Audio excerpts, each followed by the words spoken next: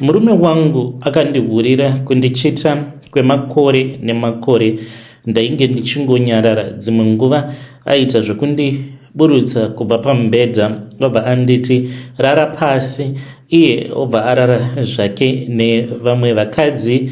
Dzimwe nguva aikwanisa kuuya kana nemahure matatu, hameno kuti aida kuprovha chii. Ndakazoita revenge yangu in the United Kingdom. Ndakamupa a 4-day ultimatum, ndikati baba vemwana munokwanisa kudzokera kuZimbabwe kana kuri kunzi munenge musina kuwirirana nazvo. Mamuka sei muri yeZimbabwe? Tinokuchingamidzai zvekare kune chimwe chirongwa pano paZim, Facebook Secrets and Confessions. Tiri kuita kachallenge kenetwork, ndokusaka ndisiri kukwanisa kuposta maepisodes akawanda uye zvekare kune mamwe machannels, asi sezvisinei ndine mamessages awo andauya ndakakubatirai. Message yedu yekutanga yakamira sekudai so: hanzi, my name you can call me Rumbi. Ndaigara ndakatukwa kani. Dambudziko rakaitika pandiri mukomana Shindere kudai. Ndakaroorwa ini ndakafoira O level. Saka murume wangu iye ainge akapasa chaizvo. Ndakaenda ku UZ, he is an engineer. Saka ndaitukirwa nyaya iyoyo kuti ukagara wakaroora dofo hauna kwaunombofa wakaenda neupenyu. Iye aifungidzira kuti kuzouya kunoku kuchando tainge tichazouya kuburikidza naiye, asi sandizvo zvainge zvakarongwa naMwari. Ndiri mudzimai, ndine makore 32 years ekuberekwa. Ndigere munomu muUnited Kingdom since early 2024. Saka kuuya kwandakaita kuno ndakabatsirana nemurume wangu. Ndikabva ndati handimbofi ndakakurasa dhiya, but mupfungwa dzangu ndaiziva zvangu kuti kana nguva yakwana, kana yakwana nguva, ndainge ndichazoita revenge iyo yainge ichazomurwadza kusvika pekupedzisira. Ndinongoti hanya nani, handina basa nazvo.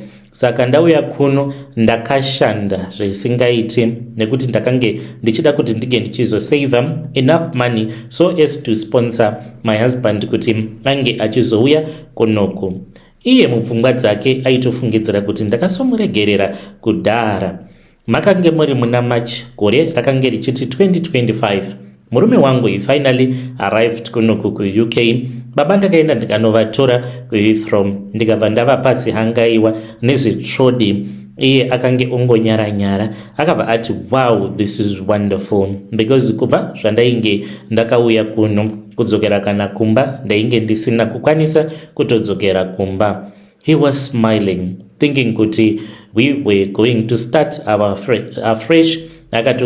Akatonditi, baby, whatever that happened in the past, let us keep it in the past. You and I, let us live this UK dream together.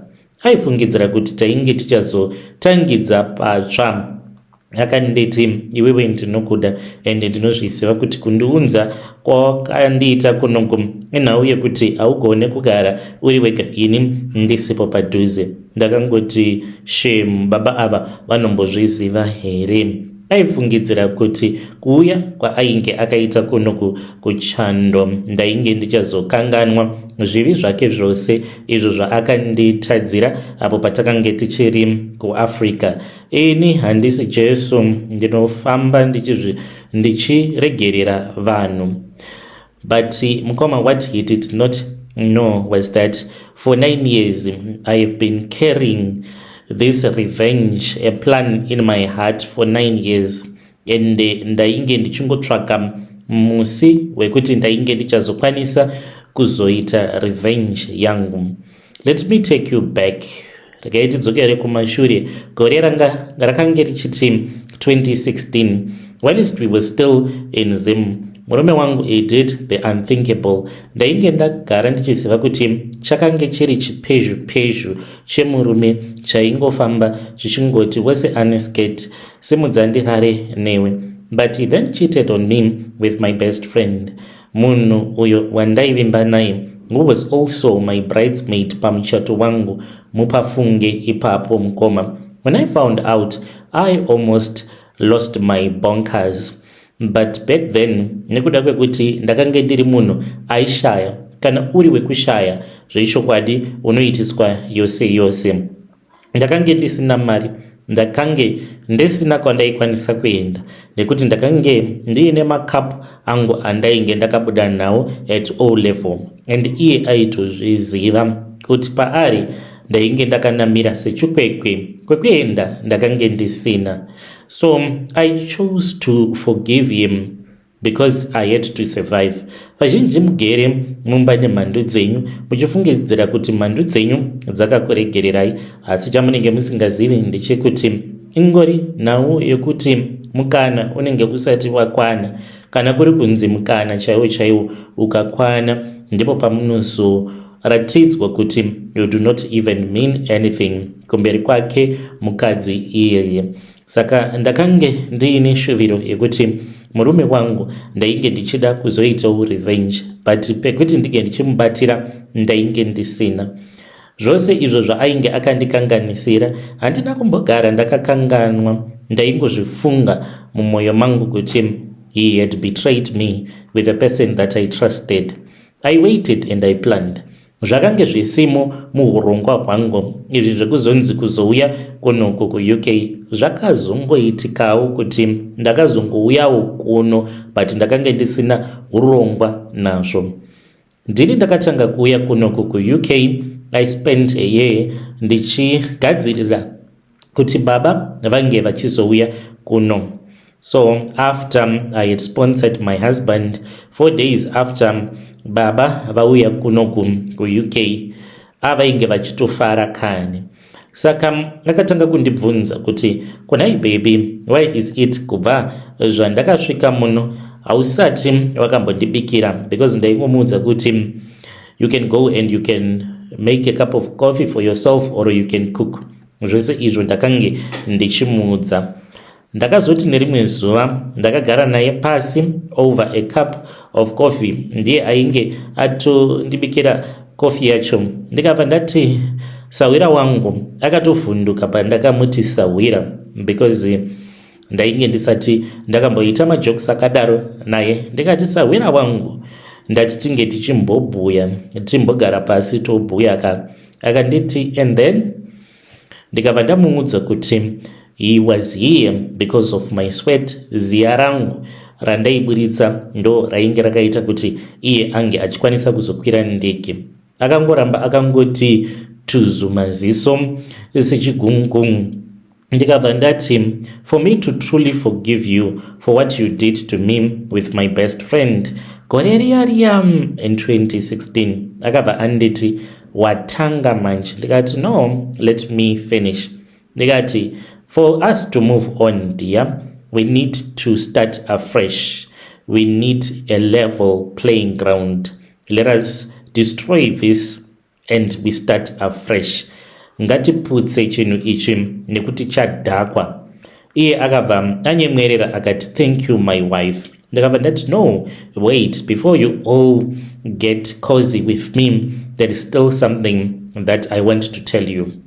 Zviri kwauri kuda kana kusada. Ndakabva ndamuudza kuti I have a man that I had arranged to come to our place that very same night. Ndakabva ndamuudza kuti nemurume iyeye takange tichazorara tose intimacy, and iwe chako chaunofanira kuti unge uchizoita uchagara pacheya and uchangoona inini nemurume iyeye tichisika bonde. Kana ukakwanisa kushingirira sezvandaiita pawaiuya nemahore ako 3, 2 uchindiburitsa pambedha nevana torara pasi, handiti ndaishingirira usiku hwose. Akangoramba ari zini. Ndikati kuti ndige ndichikuregerera kuti unge uchizonzi wabhadhara chikwereti mumwoyo mangu, unofanira kuti unge uchindiona neumwe murume. Akatanga kubvunda, miromo yake yaita kuhuta nehasha. Ndakati kasi kuda kundirova.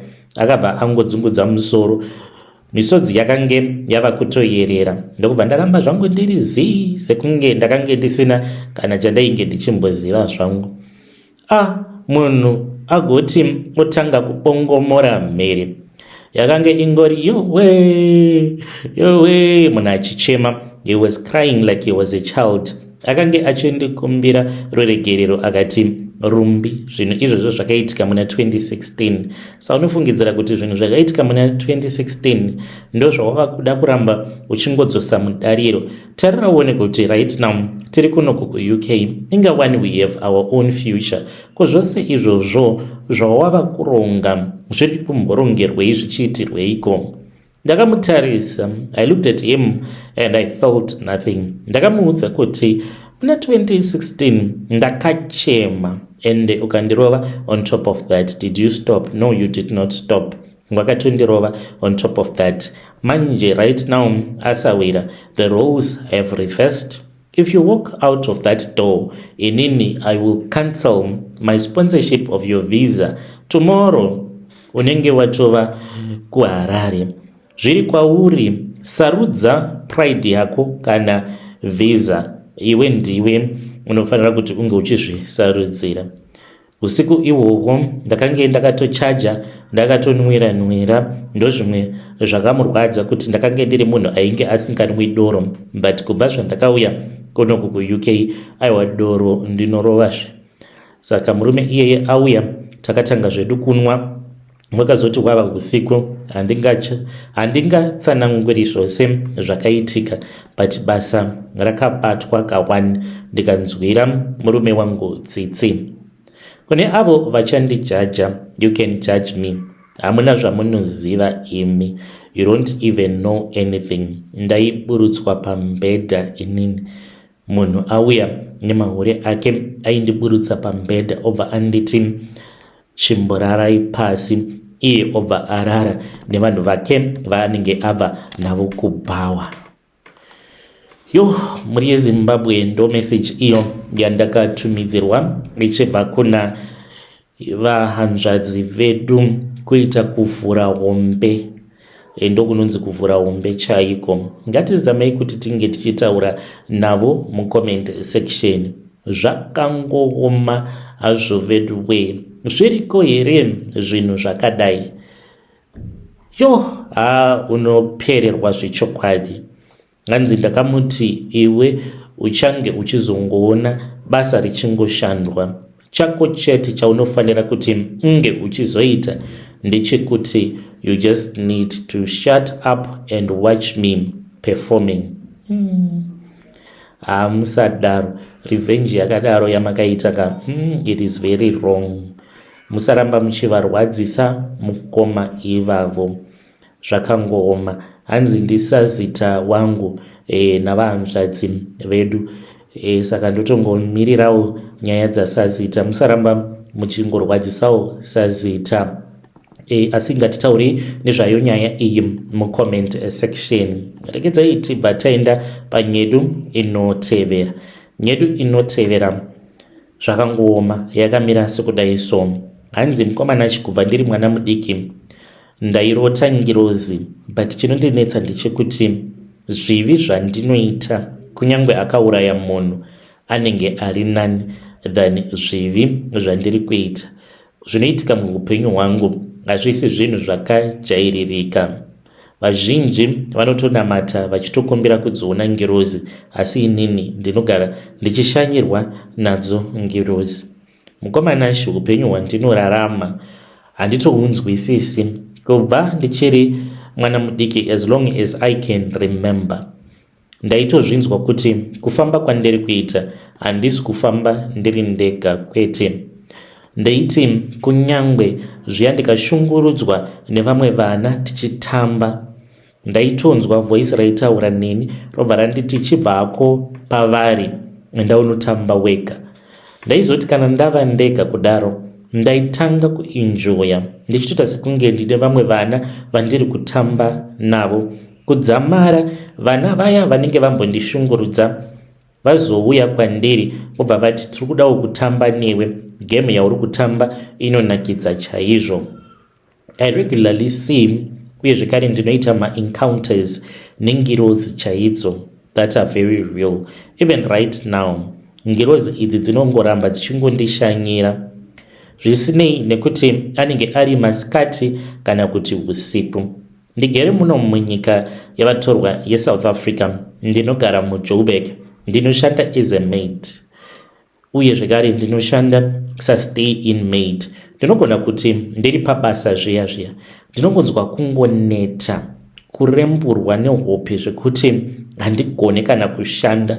Kana ndikasatonorara, hope idzodzo dzinongoramba dzichingondirembura muswere wese wezuva. Saka zvazvinoita mukoma, kana ndabatwa nehope idzodzo handimborari kana 1 hour ka. Ndinokwanisa kungoti ndikangonohwanda kuroom kwangu about a minute, pandinomuka ndinenge ndatova bomb.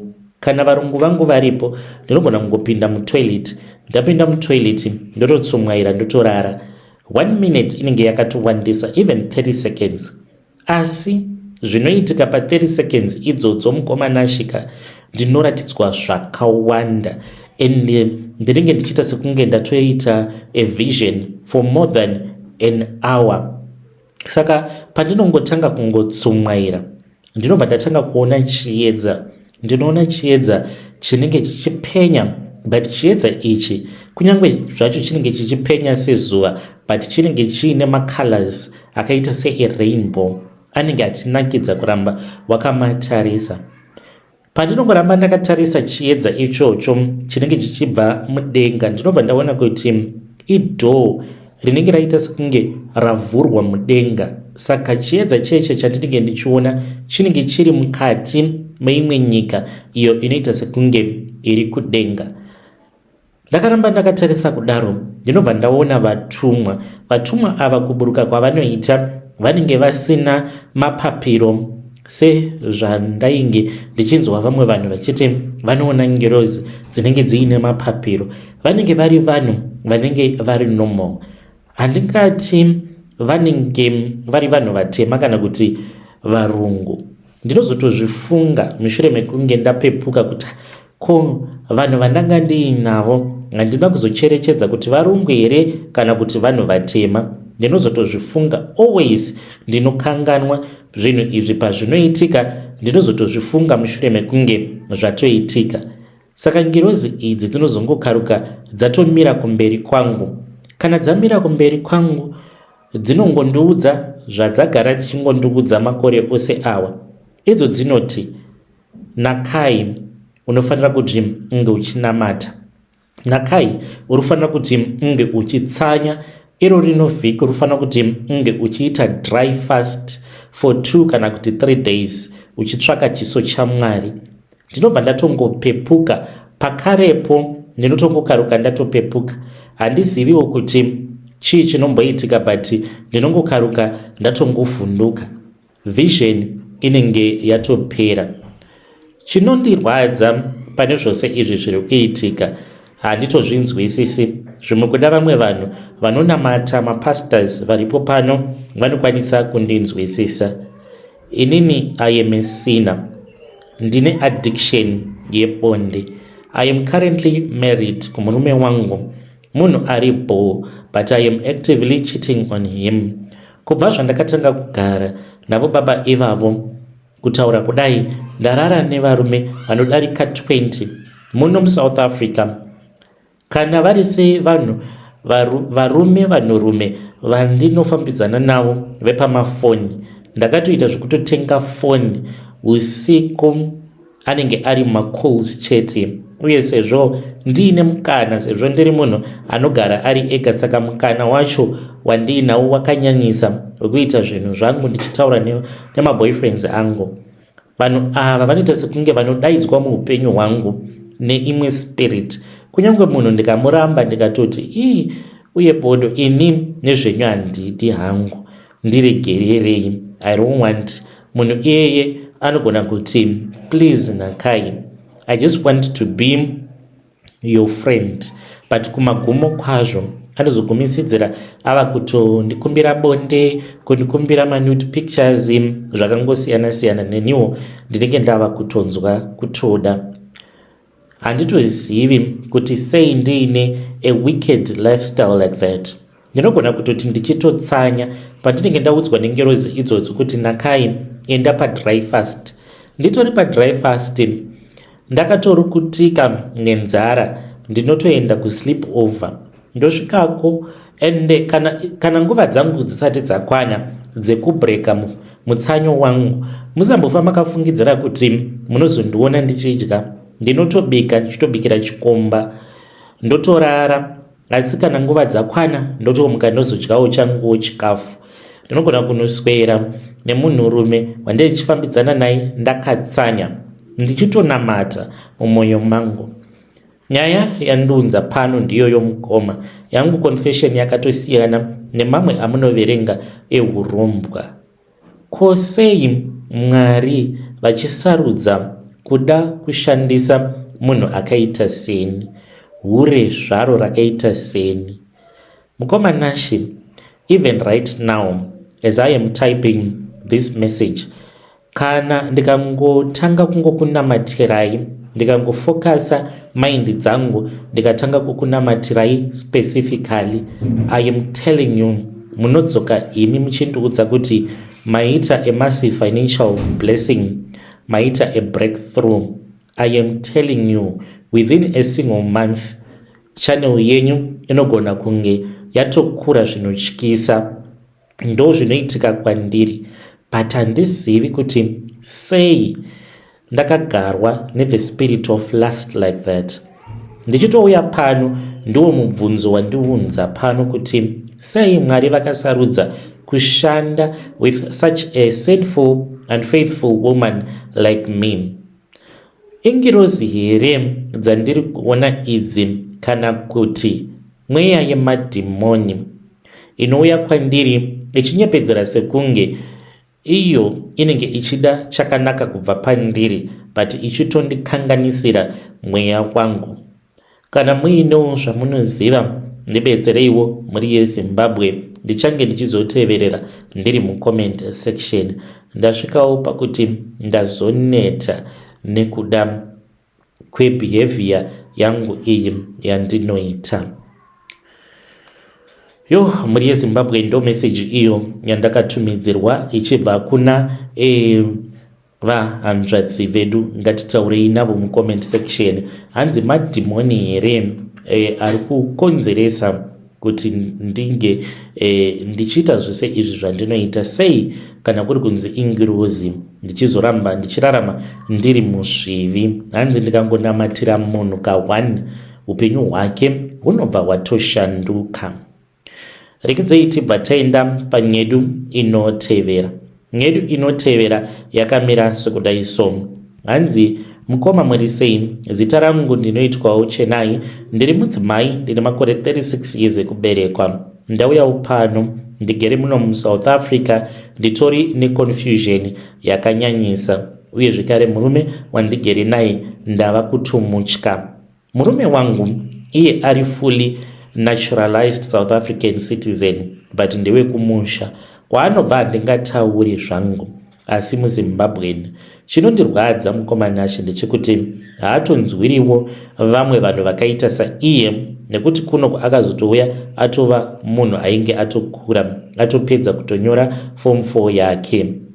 Iye achitaura anoti akauya kuno kuSouth makange muri mugore ra2005, saka akazokwanisa kuwana permanent resident. Hanzi kudhara zvaingowanikwa zvimapepa izvozvo, akabva permanent akati citizenship. Iko zvino anotoshandisa green South African smart ID card, zviri pamutemo nomadhiri.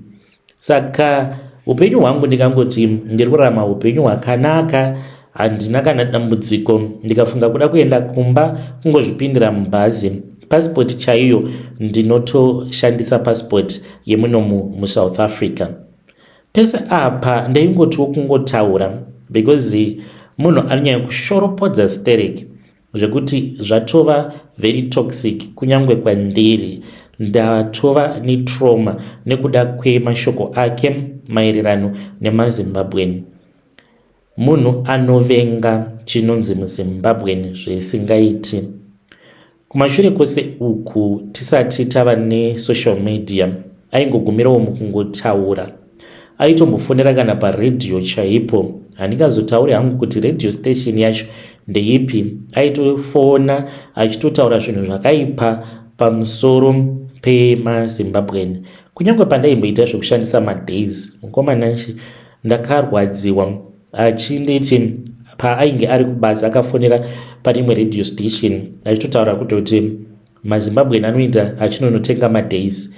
Inini vhisa rangu rainge risati ratombotanga kuaplaiwa naloya wedu, saka ndaingogara ndichishandisa madays. Ndingangoti munhu ari very xenophobic. Mukavhura Facebook yake, dai zvainzi munhu unogona kuverenga macomments ake ose aanonyora, haanei nazvo, anogona kungoenda kana paZBC yekumusha iya otongononyora kuti Zimbabwean stay in your country. Chakangondirwadza ndechekuti ndakaona imwe comment akatoenda papeji reuya anonzi Opuwa Uching'ono, ndokubva atotanga kutonyora zvimwe zvakandirwadza. Anenge achitongoshandisa mafake ghost account otongoti Zimba must go back to their broken country. Anogona kutongonyora kuti Zimbabweans they smell. And izvozvo ndo zvinonyanya kundibata kuti ndibaba vevana vangu. Handizivi kuti iye pachezvake anondiona sei, because titori nevana mukomanashe. Ndibetsereiwo nemazano. Munhu akadai munhu angaramba achigarika naye here? Uye zvekare, sezvo ndingori nespousal visa, ndinogona here kubuda muno muSouth Africa nevana vangu ndikaenda kana kune imwe nyika? Ndinenge ndichitorwa semuZimbabwean here kana kuti ndinenge ndichitorwa semuSouth African? Ndinotenda kune avo vose vachazondibatsirawo in advance. Muri yeZimbabwe ndo message iyo yandakatumidzirwa ichibva kuna vahanzvadzi vedu. Ngatitaurei navo mucomment section zvakangooma. The next thing, kana kuri kunzi mukazonzi munenge maita maproperties enyu, munhu akadaro ndiye anokwanisa kuzongoti atoona kutoti pana patatova nezvatakashanda, otongokutsvakirai nyaya kuitira kuti ange achizokudzingisai futi muSouth Africa. Tingati vahanzvadzi vedu ava vari safe here nemurume wavo kana kuti kwete? Regedzei tibva taenda panyedu inotevera. Zvakangooma hazvo vedu we. Hanzi mukomanashi muri sei? Please post my story makaviga chitupa changu. Zvose ndinotoshanda, ndinoita basa rekudrivawo matrucks muno muSouth Africa. Saka takanzi nemurungu wedu after maZEP edu expire, iye haachadi kuramba achingoburitsa mari, because pose apa makore ose awa ainge achingotibatsirawo achiburitsa mari kuti tinge tichikwanisa kuramba tichishanda. Saka ari kuti vakomana, inini I have given up. Zviri kuramba izvi zvekuti munge muchinzi mava nemapapers enyu akanaka. Saka kambani akati handikwanise kuramba ndichirana kambani iyi nekuti zvemastress nemari dzangu handidi. Achireva iye kuti anotya kuti kana akazoemploya vamwe vanhu vanokwanisa kusazoshanda semashandiro avo atiri kuita. Saka akangoti ndaona sekunge ndichavhara kambani yangu. Akati ndichakupai mari dzenyu dzandinokukweretai. Saka ndakati nerimwe zuva ndichitaura neumwe muMozambican uyo wataimboshanda naye. Saka akanditi kana uchida ngatiite madhiri, because pakambani patinoshanda ngomanachi tinoshandisa minzwa yemaBenz. Izvezvi tikutoshandisa maMercedes Benz awo aakatenga end of 2025.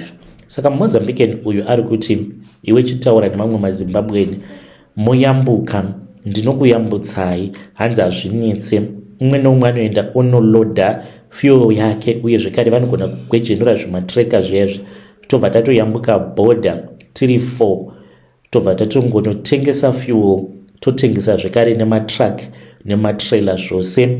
Hanzi zvinhu izvozvo zvinogona kutoenda kana kuTanzania uko. Matruck ari kutodiwa kuTanzania, kutori nabhaya mahorse and trailer. Saka umwe noumwe anogona kubuda akati tongoti 1 meter yetrack uye zvekare netrailer zvekuma 500,000 then kozoti dhiziri zvekare. Saka unogona kutoenda kuZimbabwe wakatobata kana 1 million rands chako. Ndoita risk yakadai here kana kuti kwete? Because muMozambican uyu pataishanda naye, he was a big risk taker, handidi kukunyeperai mukoma. Ndauya pano ndodawo kuti mhuri yeZimbabwe munge muchingondibatsirawo, ndichange ndichizotevererawo ndiri mucomment section. Ndinongotya kuti kana kuri kunzi tikazobatwa tisina kwatinenge tamboenda. Mhuri yeZimbabwe ndo message iyo yandakatumidzirwa ichibva kuna mukoma vedu. Motongotangira ipapo pekuti kana mukabatwa then what? Kana mukabatwa zvakafanana nenyaya yevamwe mukoma vedu vaya vainge vaine track rainge rakazara maexplosive, hamene kuti vakatongerwa makore mangani. Ndo panozongonetsa kana ukabatwa mukabva manzi 25 years, kunyange ukanzi ukadzokera kumusha uri murombo zvako usina mari, but pa 25 years uri kunze dzinenge dzakatosiyana ne25 years uri muusungwa munyika zvekare yeSouth Africa. Ngatitaurei navo mucomment section. Vadiwa vateereri, ndo mamessages avo andanga ndakakubatirai. Ngatisanganei zvekare mune zvimwe zvirongwa zvinotevera.